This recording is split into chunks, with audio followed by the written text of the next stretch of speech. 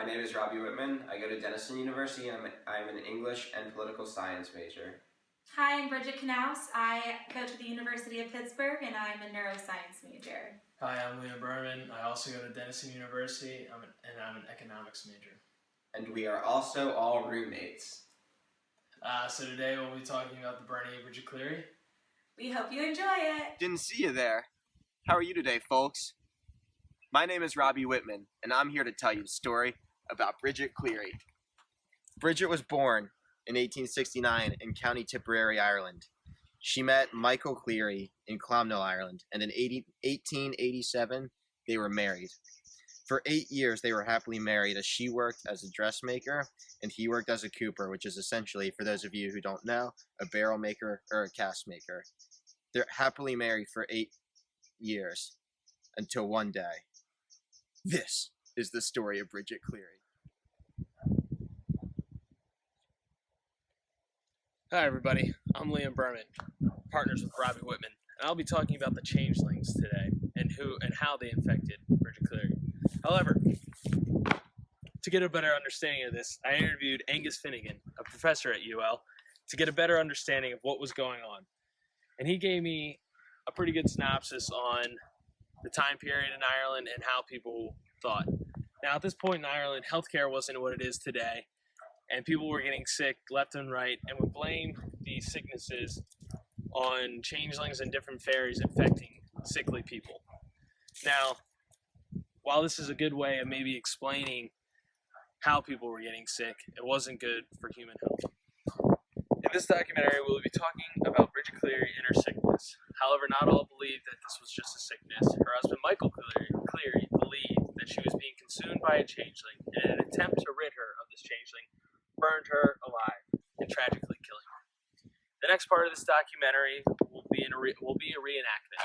We have hired some of the best actors around Limerick to bring you this story and to bring it to life. Bridget Boland was 18 years old when she married her husband, Michael Cleary. After they married, they moved into a house where Bridget's family lived in the town of Ballyvedlia in County Tipperary. They shared the home with Bridget's father, Patrick Boland. After 8 years of marriage, when Bridget was 26 years old, they had proven to be doing very well for themselves and were quite successful in their businesses, although they did not have any children. At the time, particularly in rural Ireland, infertility was largely blamed on the woman and drew suspicion from the community. In addition to working as a dressmaker, Bridget brought in income by tending chickens and selling the eggs. She was out selling eggs during one of the coldest winters on record when she caught a chill. She returned home and became ill shortly afterward. Jack Dunn, her uncle, who was known for his interactions with the fairy folk and told great stories revolving around that world, visited and claimed that Bridget had been taken by the fairies, and it was not her who laid in the bed. Hey, doctor. How are you, Michael? Oh, She seems awful. she's not looking too well. Can you take a look at her? Yes, I will. Bridget, how you feeling? It looks like pneumonia or the flu.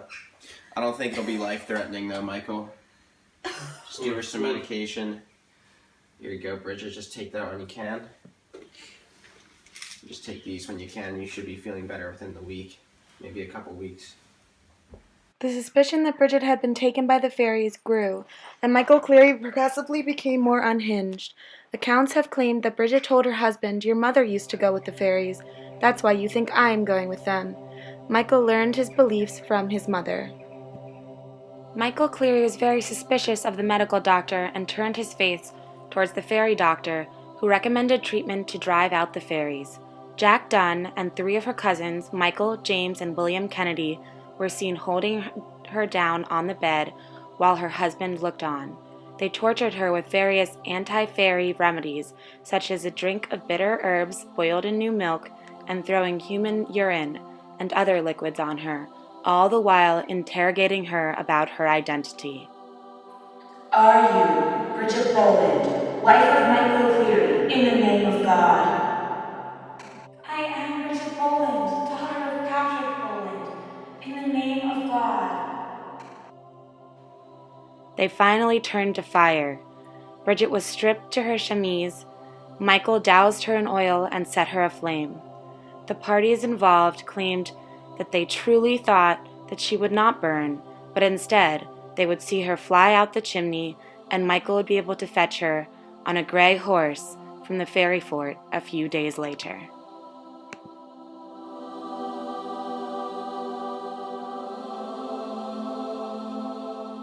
I hope you enjoyed the reenactment of this story. We thought it might be of importance to discuss the end of the story so that you all have a strong understanding of the burning and its results. In the aftermath of Bridget's death, there were naturally many skeptics of her disappearance. People were outraged at her seemingly grotesque death and they demanded answers. Evidently, a local priest went to the police and reported those who took part in the death.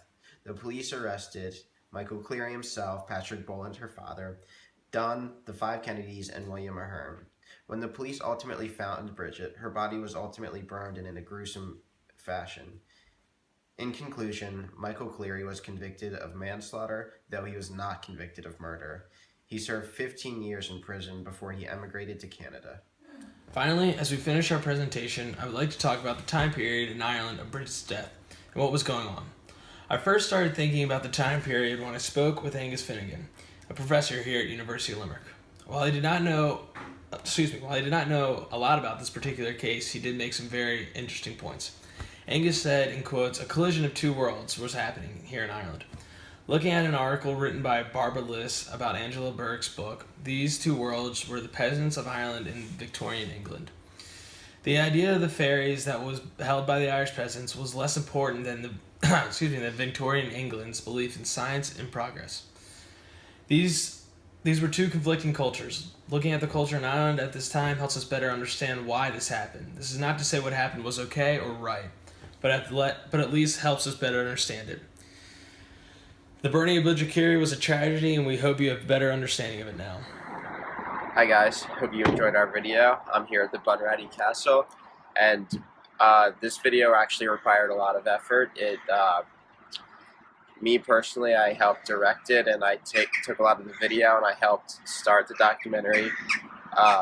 One challenge that I thought was difficult to overcome was really working together with the research and finding out exactly what we wanted to do and how we wanted to do it. But overall, I thought it was a success, and I hope you guys enjoyed it too. So in this video project, I worked on some of the research done in the scenes.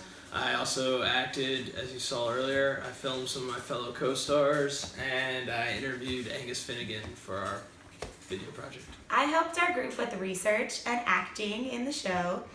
I also filmed people, produced the video, was a costume designer, and overall just helped out where it was needed.